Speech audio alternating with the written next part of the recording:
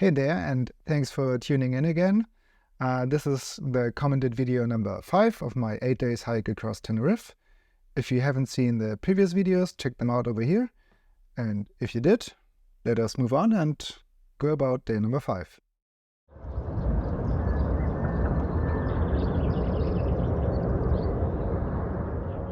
While day number 4 ended with really bad weather, especially the wind, it was really stormy, it was pretty hard to set up the tent. This day started perfectly. It was bright sunlight, it was almost no wind, so perfect hiking conditions.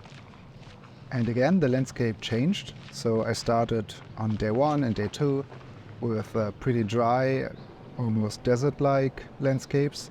Then on day number 3 and 4, it was pretty humid. Everything was green, there were lots of plants. It was the rainy north, the Tananaga mountains. And now, while I was getting towards the center of the island, it was still green, but it was not like rainforest. It was way more dry and a little bit hotter than before.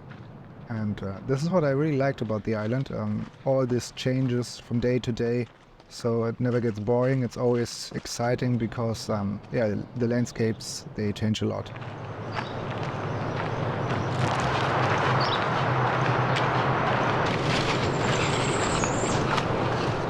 On this day, the hike almost exclusively led through deep forest, and it was not like there was just one trail. In fact, I could have changed it all the time. There were lots of different routes, and 2 times I had to change my way because there were a lot of rangers cutting down trees, and they closed the trail and said, no, you can't walk past this area, you have to walk around it, which I found a little bit ridiculous because they were just chopping down a few trees far away from the trail.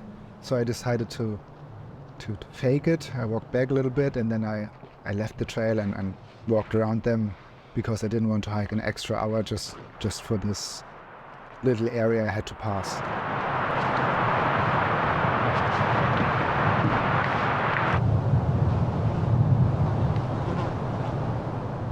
Sometimes when there was a clearing, I was able to spot the big volcano, the El Teide, but unfortunately the camera wasn't able to capture it, so this is why I left it out of the footage. I think even if I had put it in there, you wouldn't have seen it anyway, so you can see the volcano from pretty much from a very far distance, but catching it with the camera is some different story. On this day again, I almost saw nobody else. It seems to me like if there's some hiking on the island, it's mostly day hikes and then it's closer to the coastline. So here in the center of the island, I just met one group who did a through hike like me, but then they went from south to north.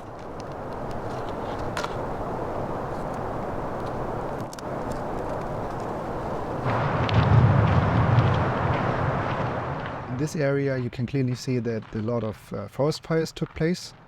So all the big trees were almost like charcoal, but also there were a lot of little new plants regrowing again, which gave this area a nice look. It was like a mixture of destroyed and burned down forest, but also of regrowing and regreening forest in this area, which was pretty cool.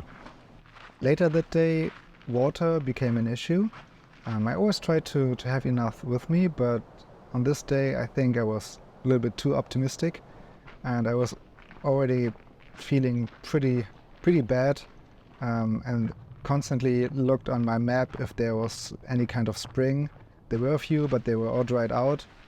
But finally I luckily got to a place where there was a little bit of water rinsing down from some rocks, and I filtered them, and there was a big relief for me, because otherwise it would have been a very bad night. So luckily I found some water.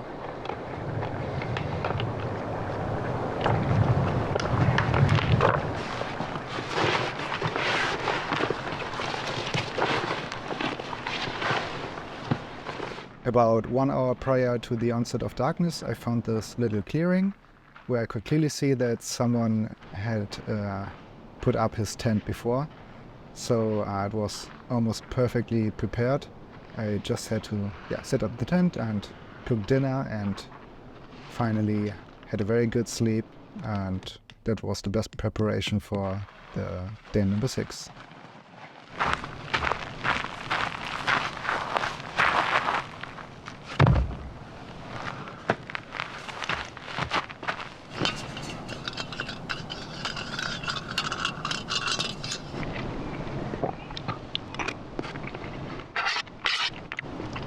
So this has been day number 5. If you liked it, please give a thumbs up, would be really nice. If you have any questions, put them in the comments, and don't forget to subscribe if you don't want to miss any further videos, and see you in the next one.